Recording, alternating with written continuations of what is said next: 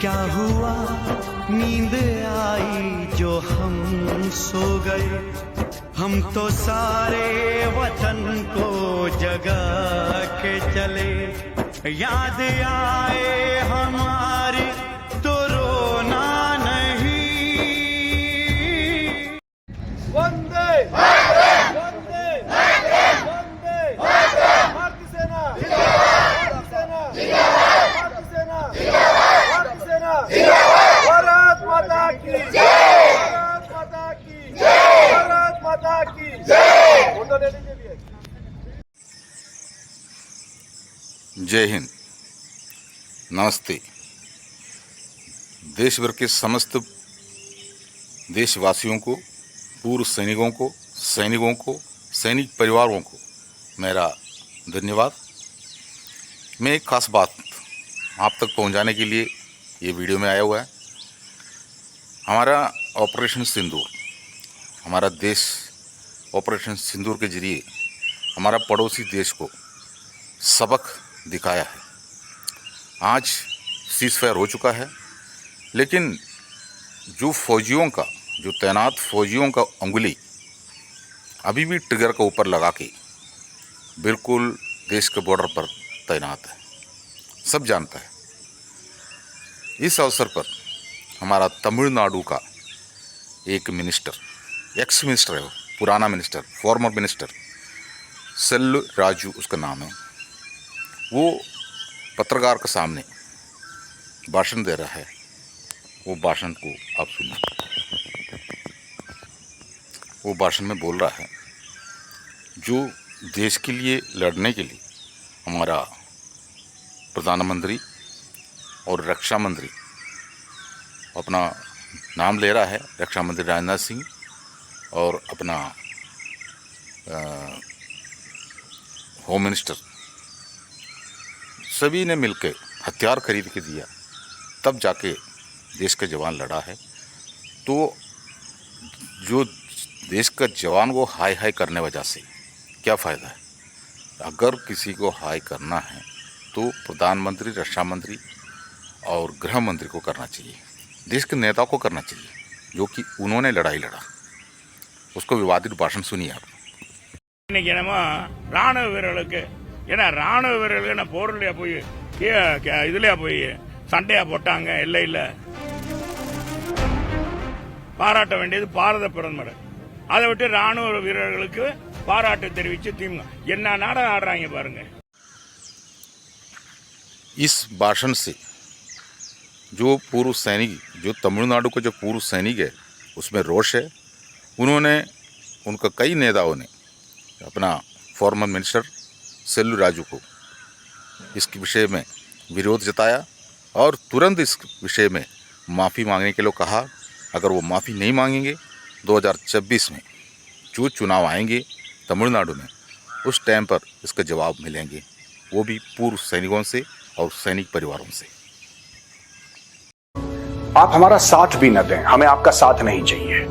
ये जो नेता हैं जो उल्टी सीधी बातें कर रहे हैं, मैं उनको हाथ जोड़ के रिक्वेस्ट कर रहा हूं, हाथ जोड़ के विनती कर रहा हूं, आप हमारा साथ मत दें, क्योंकि आपके साथ से अब हमें डर लगने लगा है।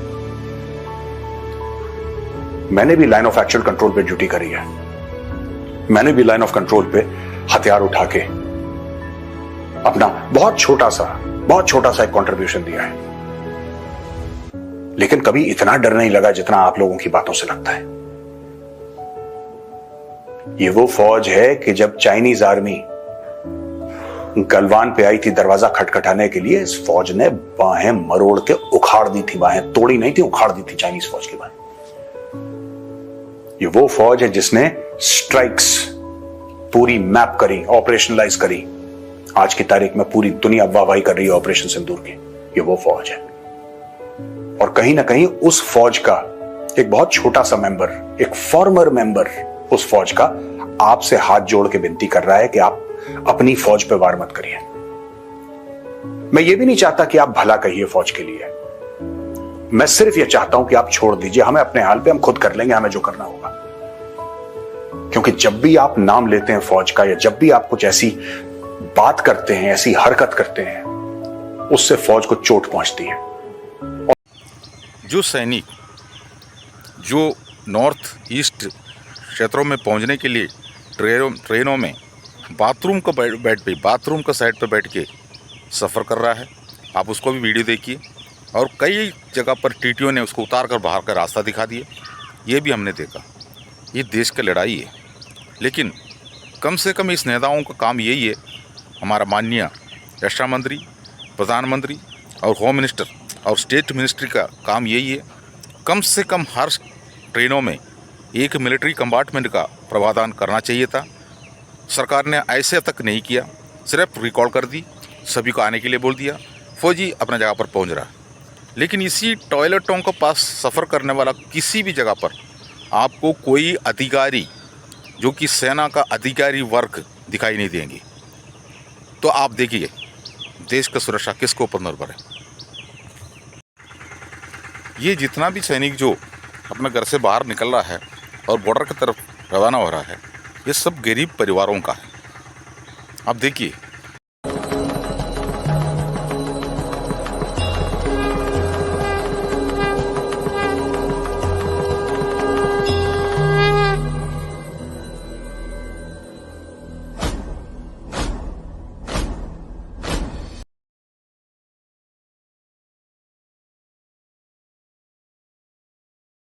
गुहार दो,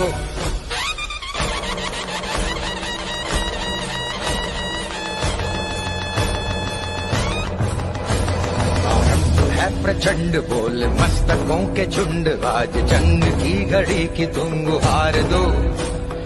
आन बान शान या की जान का हो दान, आज एक धनुष के बाण पे उतार दो। आरंभ है प्रचंड बोल मस्तकों के झुंड, आज जंग की घड़ी की तुम गुहार दो।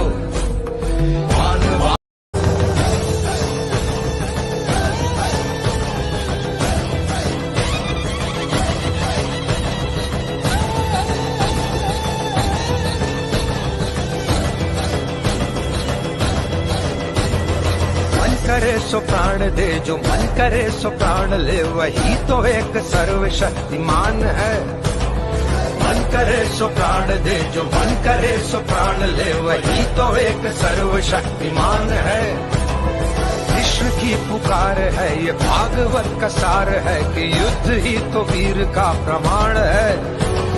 कौरवों की भीड़ हो या पांडवों का नीड़ हो, जो लड़ सका है वो ही तो महान है।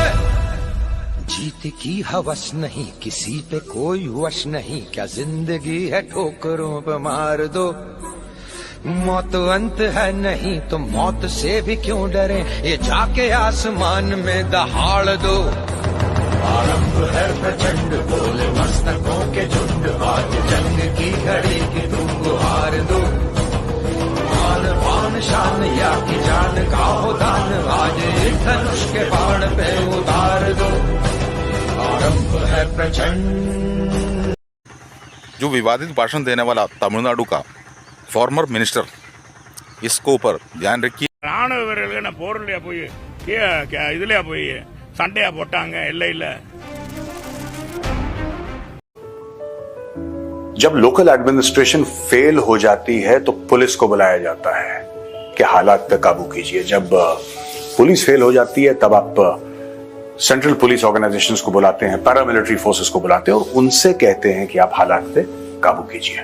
और जब सब फेल हो जाते हैं ना दोस्तों, तब भारतीय सेना को बुलाया जाता है।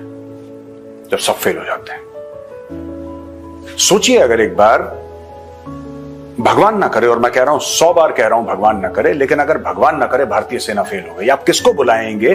कोई है आपके पास ऐसी ऑर्गेनाइजेशन? कोई है ऐसा दल? कोई है ऐसा मजबूत आपके पास स्ट्रक्चर जिसको आप बुलाएंगे और बोलेंगे कि साहब देश के ऊपर यह समस्या आई है, आप संभालिए? कोई है? मैं इसलिए बार बार कहता हूं कि सेना के बाद कुछ नहीं है। The Indian armed forces are the last argument of the state. इसके बाद कुछ है नहीं हमारे पास। सत्ता पक्ष का हो, विपक्ष का हो, या तमिलनाडु को हो, या साउथ इंडिया का, या नॉर्थ इंडिया का, और किसी भी राज्यों का जो मिनिस्टर हो या पूर्व मिनिस्टर हो या नेता हो, देशभक्ति उनसे सीखो जो तिरंगा यात्रा निकाल के जो लोग आम जनता तिरंगा यात्रा निकाल कर जा रहा है और उसमें भारतीय जवान को जय कहता है। देखो, जहाँ पर अगर सैनिक नहीं है, अगर किसी देश में सैनिक नहीं है, एक मजबूत सेना नहीं है, तो देश का हालात क्या होगा।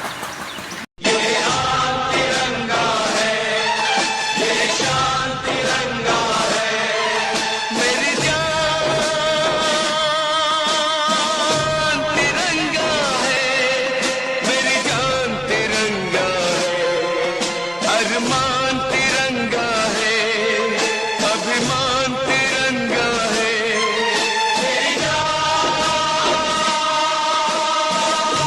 तिरंगा है, मेरी जान तिरंगा है।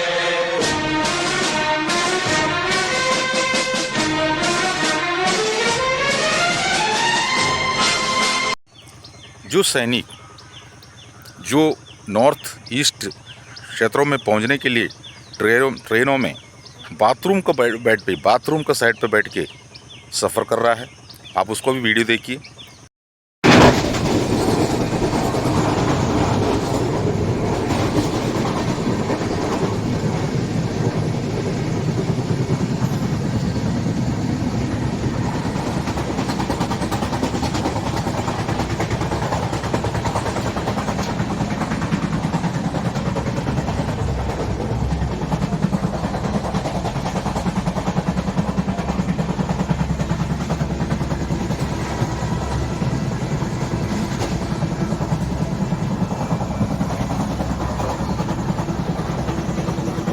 और कई जगह पर टीटीओ ने उसको उतार कर बाहर का रास्ता दिखा दिया, ये भी हमने देखा।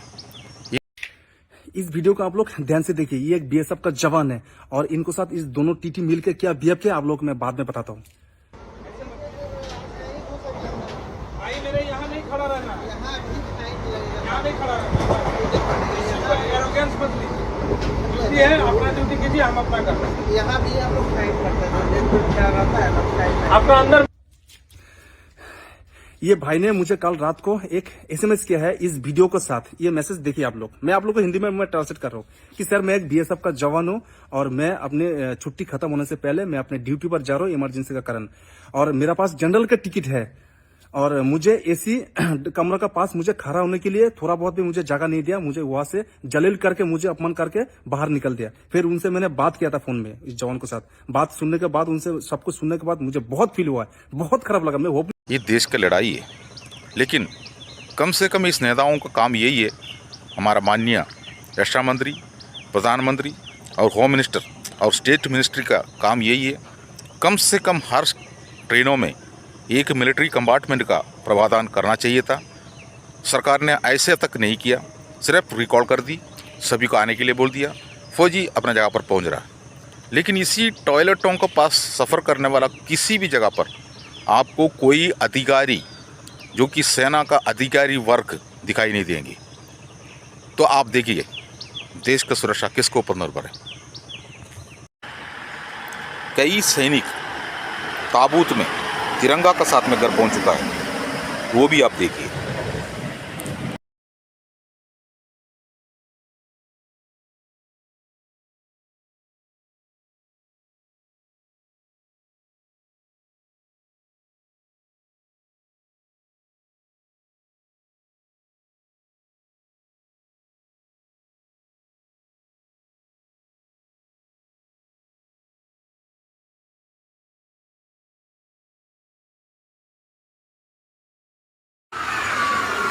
देश का जनता को साथ साथ जो नेताओं को पता होना चाहिए, जो सैनिक जो ऑपरेशन सिंदूर जो किया है उसके बाद जो 2 घंटे का सिनेमा देख के सिनेमा हॉल से बाहर निकले और उसके बाद घर पहुंचा जैसा नहीं है। सारे गोला बारूद बाहर है और ये सब तरतीब से ही सेना के अंदर वापस जाता है और सैनिक बैरक से बाहर है और वो तैनात है।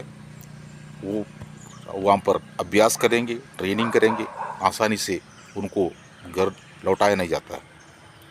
वो करीब 1 साल तक इसी रणभूमि में रहेंगे, यही हालात हैं।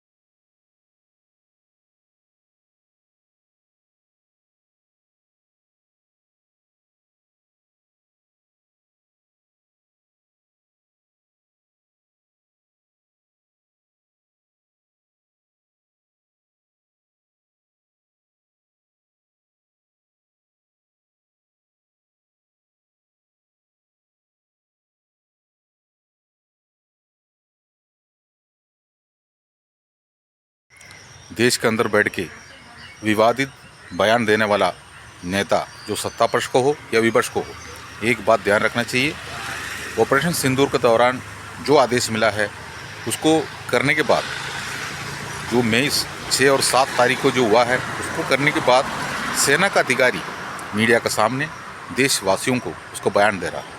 आप उस वीडियो सुनिए, ये कोई नेता का काम नहीं है। सुप्रभात देवियों और सज्जनों, मैं कर्नल सोफिया कुरैशी और मेरे साथ विंग कमांडर व्योमिका सिंह आज आपको 6 से 7 मई 2025 की रात 1:05 से 1:30 बजे के बीच भारतीय सशस्त्र बलों द्वारा अंजाम दिए गए ऑपरेशन सिंदूर के बारे में जानकारी देंगे। ऑपरेशन सिंदूर 22 अप्रैल को पहलगाम में हुए विभत्स आतंकवादी हमले के शिकार मासूम नागरिकों व उनके परिवारों को न्याय देने के लिए लॉन्च किया गया था। इस कार्रवाई में 9 टेररिस्ट कैंप्स को टारगेट किया गया और पूरी तरह से इसे बर्बाद। और असली काम यही होता है, अगर लड़ाई का माहौल बनता है तो सरकार को बर्खास्त किया जाता है और देश का प्रधानमंत्री राष्ट्रपति से मिलकर देश को बचाने के लिए कहता है। उसके बाद तो अपने राष्ट्रपति की तरफ से और सुरक्षा का ऊपर ध्यान रखते हुए उस मिनिस्ट्री को उसी जगह पर सिक्योरिटी के नाते वहाँ पर बैठने के लिए, उसी कुर्सी को संभालने के लिए बोला जाता है। और लड़ाई जंग का बाद एक चुनाव भी हो जाता है और नया सत्ता में परिवर्तन होता है। ऐसे किया जाने से इसी जैसा मुंह खोलने वाला जो नेता होता है, जो राष्ट्रपति शासन के जरिए उनका मुंह बंद करने का ताकत होता है सेना के पास, और अर्धसैनिक बल द्वारा इन नेताओं को लगाम लगा देता है और इनको मुंह से इसी जैसा टिप्पणी निकलता भी नहीं है। असली लड़ाई ऐसे ही होता है, जो कि सत्ता और राजनीति और सेना एक साथ नहीं हो सकता है। इसी जैसा बयान देने वाला नेता को पता होना चाहिए, जो कि वो जो अपना मुंह से जो जहर जो बाहर छोड़ता है उसके बारे में सोचिए। ये देश रक्षा का ऊपर ध्यान रखिए और देश रक्षा सर्वोपरि होता है। जय। फौज को तोड़ने का काम मत करिए, फौज को आप जोड़ने का भी काम मत करिए। फौज जुड़ी है। बस मेरी आपसे रिक्वेस्ट है कि फौज से दूर रहिए। हाथ जोड़ रहा हूं आपके सामने, आपसे विनती कर रहा हूं, आप फौज से दूर रहिए, क्योंकि जो आपकी भावनाएं हैं, फौज क्या है? ये भारत का लोहा है और आपके शब्द उस लोहे में जंग लगाते हैं। ये गलत काम मत करिए, इससे फौज का मनोबल टूटता है। ये राफेल, ये S-400, ये तो हथियार है। These are weapons, these are platforms। ये तो पैसे से खरीदे जाते हैं। मनोबल पैसे से नहीं खरीदा जाता।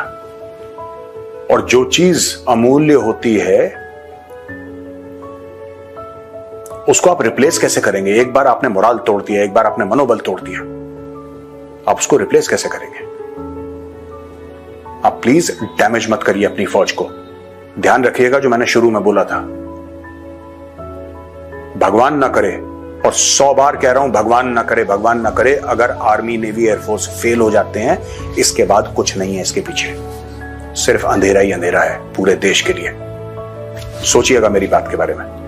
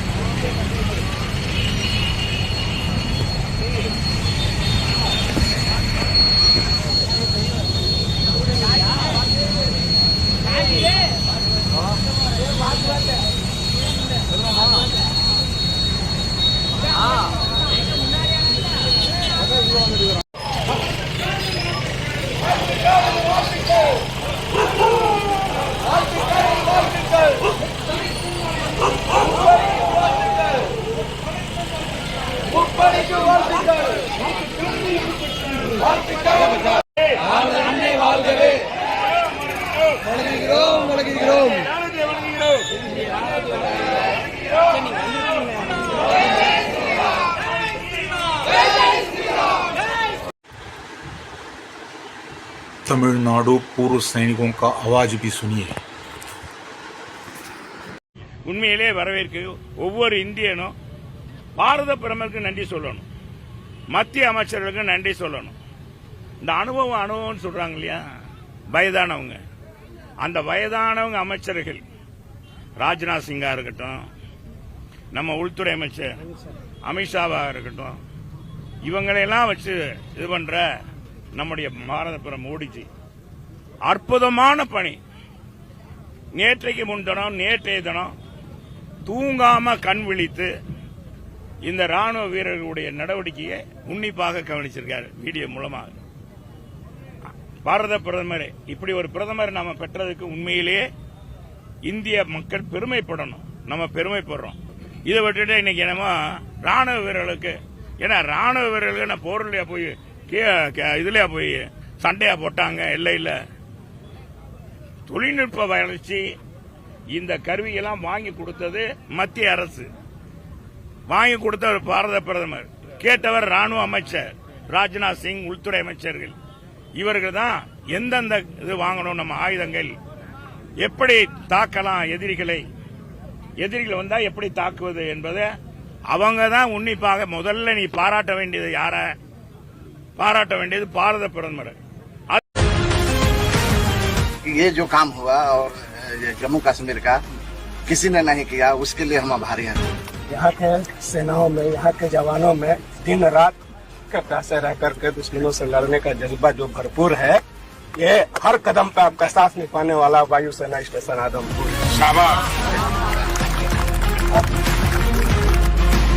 आग लगा दूंगा कलम से दुश्मनों सावधान, एक परमाणु बम से कम नहीं भारत का नौजवान।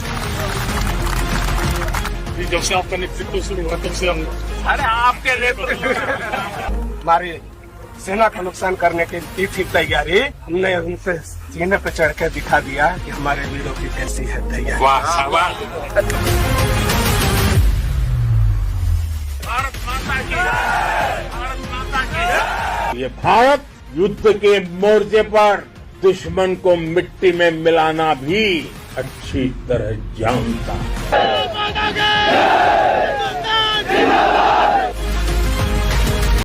इसलिए विवादित भाषण देने वाला जो नेता है, बिना सिक्योरिटी वो अपना गाड़ी में नहीं बैठ सकता है, बिना सिक्योरिटी अपना बंगला में नहीं रह सकता है, बिना सिक्योरिटी का वो अपना टॉयलेट में भी नहीं जा सकता है। ऐसे नेता जो देश का सैनिकों के नाम पर इसी जैसा विवादित भाषण दिया जा रहा है, ये बंद होना चाहिए। और देश भर के समस्त पूर्व सैनिकों तक उनका भाषण पहुंचाने के लिए ये वीडियो में आया हुआ है। आप लोग अपना कमेंट्स करिए और तमिलनाडु पूर्व सैनिकों का साथ मिलकर इसका विरोध करिए।